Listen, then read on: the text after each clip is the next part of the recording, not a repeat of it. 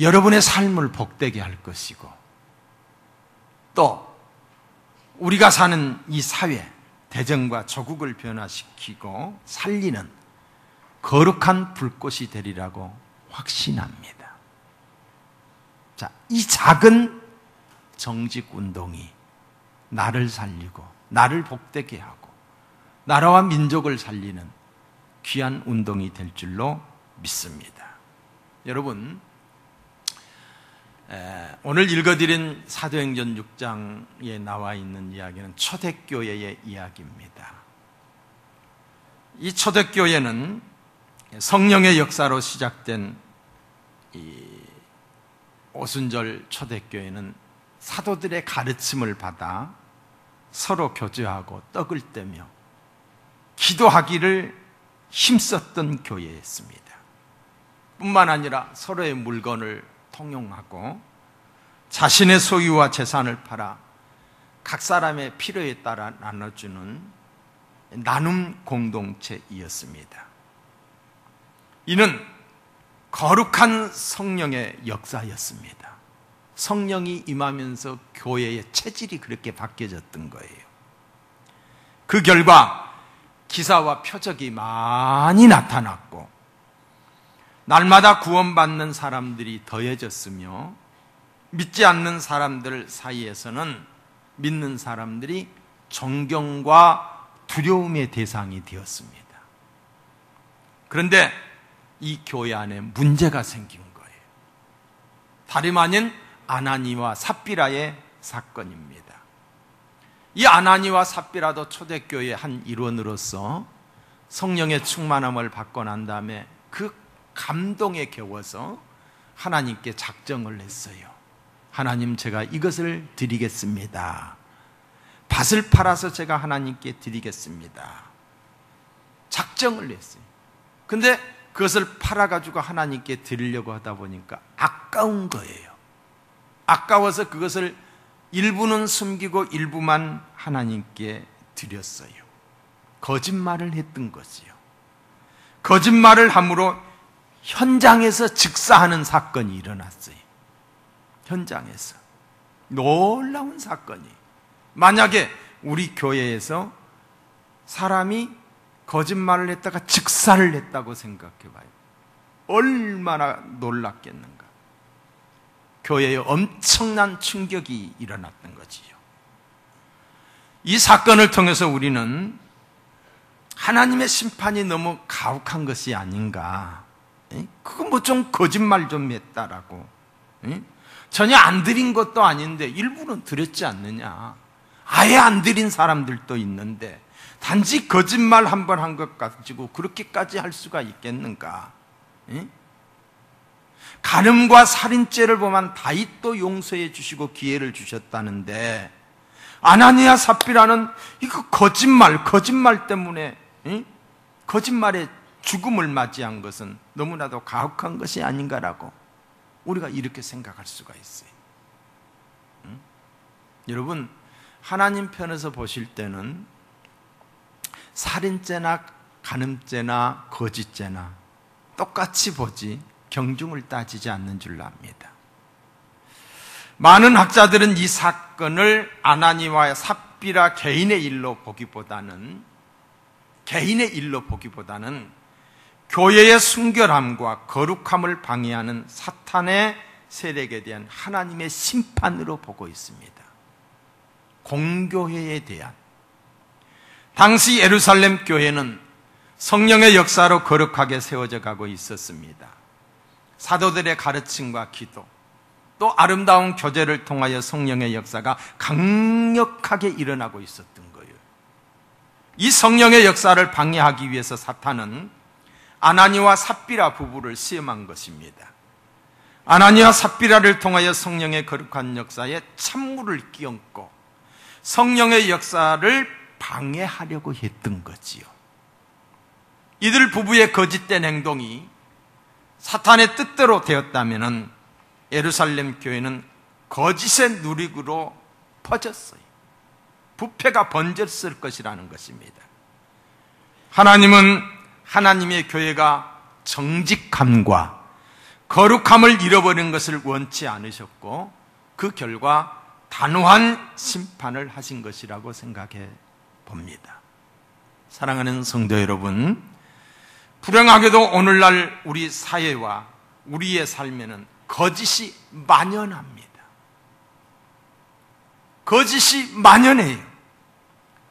총체적입니다. 어느 한 구석 없이 정치, 경제, 교육, 더 나아가 교회까지도, 종교까지도 거짓이 난무합니다. 거짓으로 물들어져 있습니다. 얼마 전에 우리 지역의 정치인이 자기와 동양인이고 정치적으로 긴밀한 관계와 만남을 가졌던 사람을 자신의 안전을 위해서 나는 그 사람 모른다, 만난 적도 없다, 거짓말이지. 거짓말을 하였다가 들통이 나서 어려움을 당한 것을 보게 됩니다. 오랜 만남과 우정도 자신의 안전을 위한 거짓말의 먹이가 되어버렸던 거예요. 오늘 우리 사회는 거짓과 부정직한 모습이 얽히고 설킨 뿌리처럼 우리 삶의 뿌리를 깊게 내리고 있습니다. 직장에서, 거래처에서, 학교에서, 가정에서, 부부간에, 부자간에 거짓이 난무합니다. 교회도 마찬가지입니다. 속고 속이는 일들이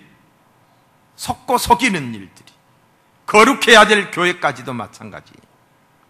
20년 만에 고국 땅을 밟은 선교사의 고백입니다.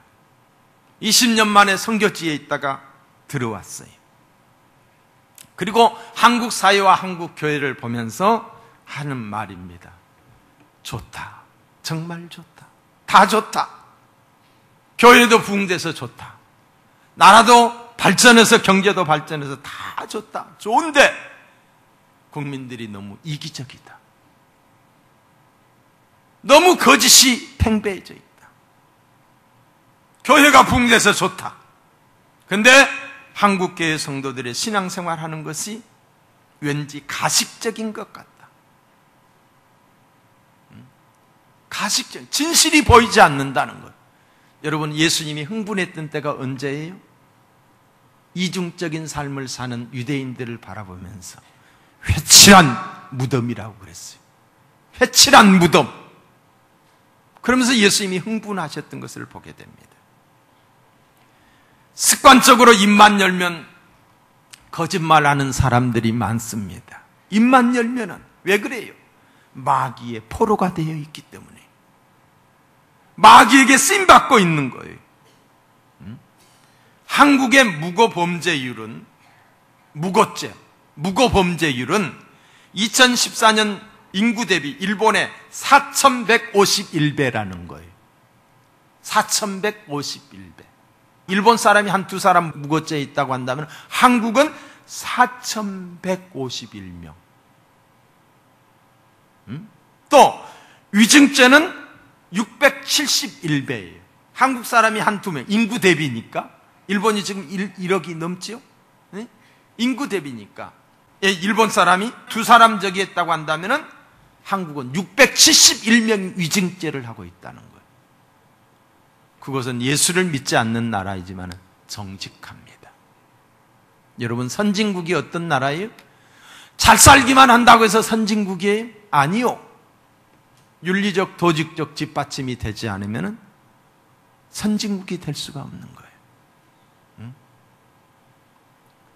그런 게 뒷받침이 되지 않고 그냥 나라만 잘 살게 되면 그것 때문에 망합니다. 그것 때문에 잘 사는 것 때문에 망한다는 사실이죠.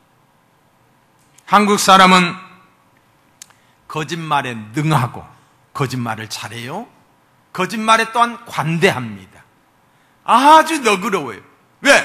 거짓이 너무 난무하니까. 나도 거짓말하고 너도 거짓말하니까. 거짓이 통하는 사회가 된 거예요. 거짓말이 일상화가 되어서 너도 나도 모두가 거짓말을 잘하기 때문입니다. 거짓된 사회, 거짓이 통하는 나라, 장래가 없습니다. 불신이 팽배합니다. 그로 인해서 불안합니다. 그로 인해서 사회적 병리 현상이 많이 일어납니다. 사회 안전망이 무너져 버립니다. 불안에 떱니다. 사회적 비용, 엄청난 비용을 지불하게 되어 있습니다. 정직하지 못하기 때문에.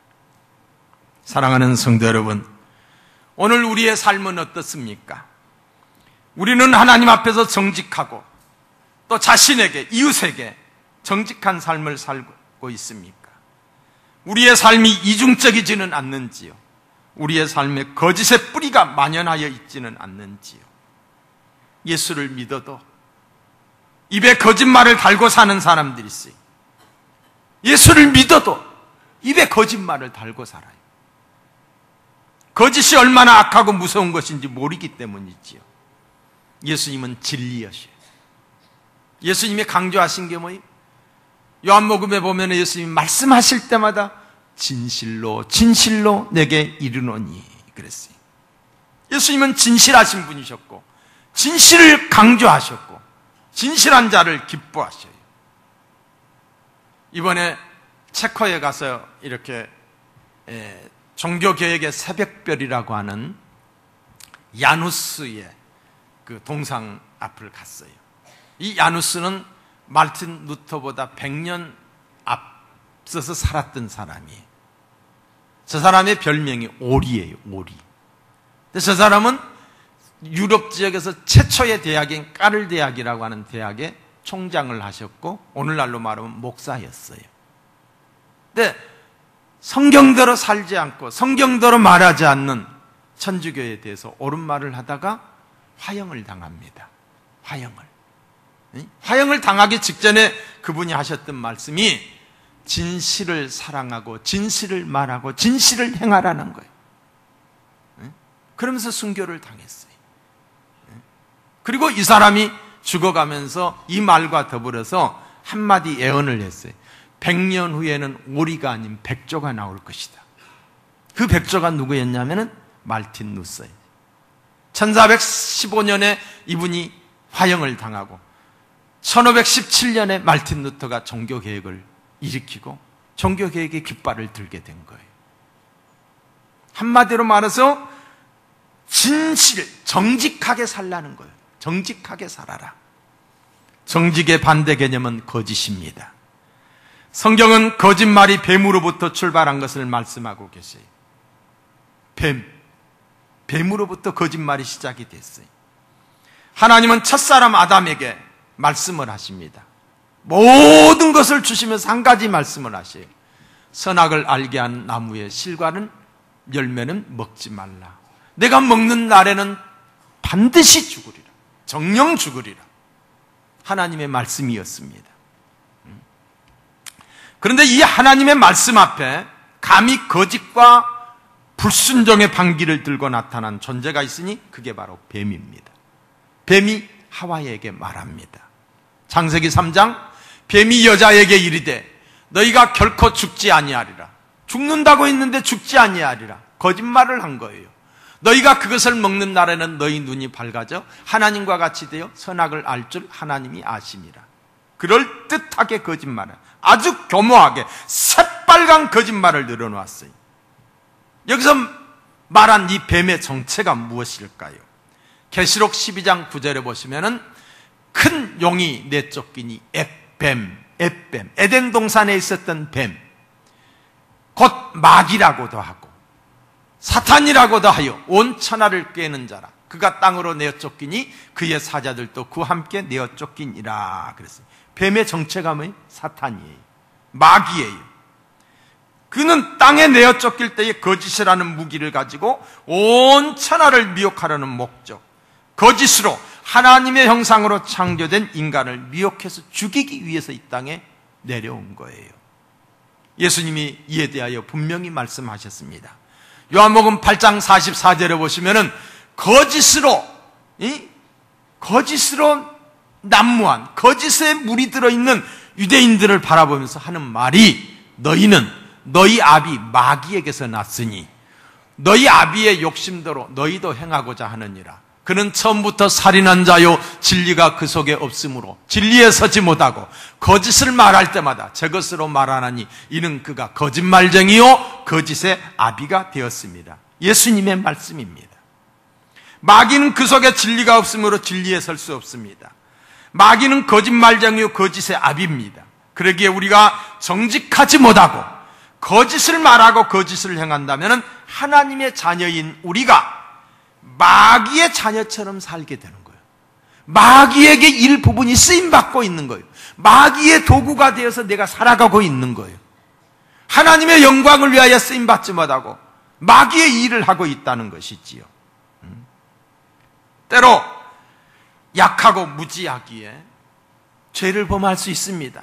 거짓죄를 지을 수도 있습니다. 다윗이 범죄한 이후에 하나님 앞에 눈물로 기도한 것이 무엇입니까? 바로 정직함이었어요. 하나님, 나에게 정직한 마음을 주옵소서. 하나님이여 내 속에 정직한 마음을 창조하시고 내 안에 정직한 영을 새롭게 해달라고 다윗은 기도했어요.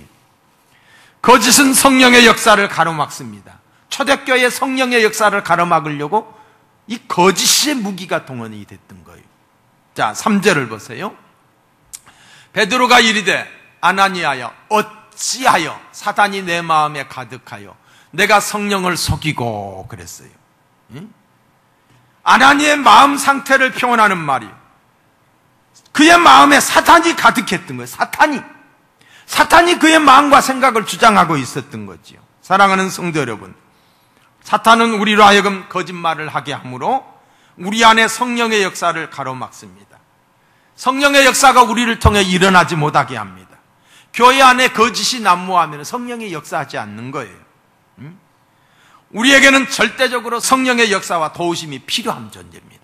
또한 성령의 존재의 이유는 구원받은 저와 여러분들을 돕기 위해서 존재하는 거예요. 힘으로도 능으로도 안 되고 오직 성령으로만 되는 일들이 많습니다. 우리 모두는 능력이시고 부여하신 성령님의 이 도우심을 사모해야 합니다. 성령을 통하여 한계를 극복하게 되고 성령을 통하여 승리를 경험하게 됩니다. 그런데 이 거짓은 성령의 역사를 가로막습니다. 성령의 역사에 찬물을 엉킵니다. 사탄은 죄와 거짓을 통하여 성령의 역사를 중단시킵니다. 거짓은 사탄의 무기입니다. 그렇다고 할진데 우리는 정직해야 돼요. 정직하시기를 주님의 이름으로 축원합니다. 주님의 이름으로 축원합니다. 하나님은 거짓을 싫어하셔요. 하나님이 싫어하셔요. 거짓된 자를 대적하셔요. 성경은 이렇게 말합니다. 거짓 입술은 여호와께 미움을 받아도 진실이 행하는 자는 그의 기뻐하심을 받는다. 여러분, 미워한다. 여러분이 누군가를 미워한다라고 했을 때 그 사람과 가까이 하고 싶겠어요? 거짓된 자는 하나님이 미워한다는 거예요. 하나님의 기쁨 되시기를 축원합니다. 거짓의 결국은 망신을 당하게 됩니다. 잠언 12장 19절에 보시면은 거짓 혀는 잠시 동안만 있을 것이라고 했어요. 잠시는 속일 수 있지만은 오래는 속일 수가 없어요. 사람은 속일 수 있지만은 하나님은 속일 수 없어요. 우리는 하나님 앞에서 사셔야 될 줄로 믿습니다. 거짓으로 이룬 모든 것은 모래성이에요. 금방 무너지는 것. 거짓으로 이룬 평화, 거짓된 평화 조약 금방 깨집니다. 거짓으로 이룬 부여 오래가지 못합니다. 거짓이 거짓을 낳습니다. 말틴 루터는 이런 말을 했어요. 거짓말이 거짓말을 낳는다. 알렉산더 포터는 이런 말을 했어요. 한마디의 거짓말을 유지하기 위해서는 20가지의 거짓말이 필요하다라고 말했습니다. 그러니까 한 번 거짓말하면 그 거짓말을 감추기 위해서 또 거짓말, 거짓이 그냥 막 생산이 되는 거예요. 예? 여러분, 거짓은 10계명 중에 하나입니다. 9계명에 이렇게 말했어요. 내 이웃에 대하여 거짓 증거하지 말라. 계명을 주셨어요. 우리는 하나님이 주신 계명과 법도와 명령을 지켜야 됩니다. 말씀대로 살아야 되는 거예요. 교회만 다니는 것이 아니라 하나님의 자녀로서 살아야 돼요. 하나님이 명하신 것을 받들어 살아야 돼요. 이 명령과 법도에 순종할 때에 신명기 28장에 보시면 모든 민족 가운데 뛰어날 것이요, 축복해 주시겠다는 거예요. 내가 들어가도 나가도 복을 받을 것이요, 내 자녀와 토지 소산이 복을 받을 것이요, 또한 하늘의 아름다운 보고를 여사 하나님이 내 손으로 하는 모든 일에 복을 주고 구워질지언정 꾸임받지 않게 하다. 누구에게? 하나님의 말씀대로 순종하는 자에게. 노력에서만이 아니라 말씀대로 사는 자에게 이와 같은 축복을 주시겠다는 거예요. 또한 이 거짓이 정직하지 못함이 여러분 지옥 가는 죄입니다. 성경에 명시가 되어 있어요. 자, 요한계시록은 성경의 맨 마지막 부분입니다. 요한계시록 맨 마지막 21장과 22장은 새하늘과 새 땅, 천국에 대한 이야기예요.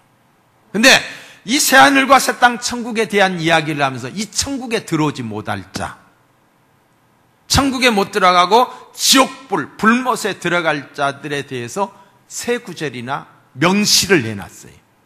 천국에 대한 이야기를 하면서 말입니다.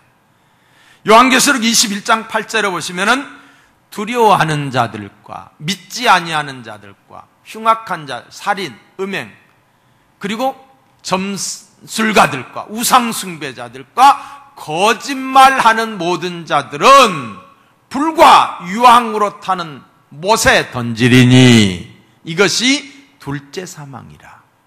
영원한 사망에 떨어지는 거예요. 거짓말. 또 21장 27절 무엇이든지 속된 것이나 가증한 일 또는 거짓말하는 자는 결코 그리 들어가지 못하되 오직 어린 양의 생명책에 기록되는 날 들어가리라. 거짓말이 지옥 간다는 거예요. 자, 안 하려고 노력하십시다. 할렐루야. 사랑하는 성도 여러분, 이 작은 운동이 큰 역사를 가져올 줄로 믿습니다. 저는 목회를 하면서 느낀 게 아주 작은 차이가 큰 결과를 가지고 온다. 아주 작은 것이 크게 부흥이 될 수도 있고 교회가 전혀 부흥이 안 될 수도 있고 아주 작은 것이 그 사람이 잘 살 수도 있고 못 살 수도 있는. 여러분, 이 정직운동은 우리나라가 잘 사는 운동이에요. 바르게 사는 운동이에요. 나라를 살리고 우리 사회를 살리고 교회를 살리는 운동이라고 생각합니다. 이 운동에 여러분들이 적극 참여자가 되시길 바라요. 이 정직운동의 중심에 여러분이 있고 우리 교회가 있어서 이 운동을 통해서 이 나라와 이 민족이 도산 안창호 선생이 정직하게 살자라고 외쳤잖아요. 정직하게 살아야 나라가 산다라고 외쳤어요. 외침이 여러분들의 가슴속에 살아 움직이고 또한 이 운동이 작은 운동이지만은 하나님의 역사로 대전을 통해서 전국으로 강타할 수 있는 이런 운동이 되기를 개인적으로 소망하며 기도합니다. 사랑하는 성도 여러분, 우리 정직하게 삽시다. 정직하게 삽시다. 옆 사람과 같이 우리 정직하게 삽시다. 손 한번 잡아주시고 크게 흔들어 주세요. 정직하게 사십시다.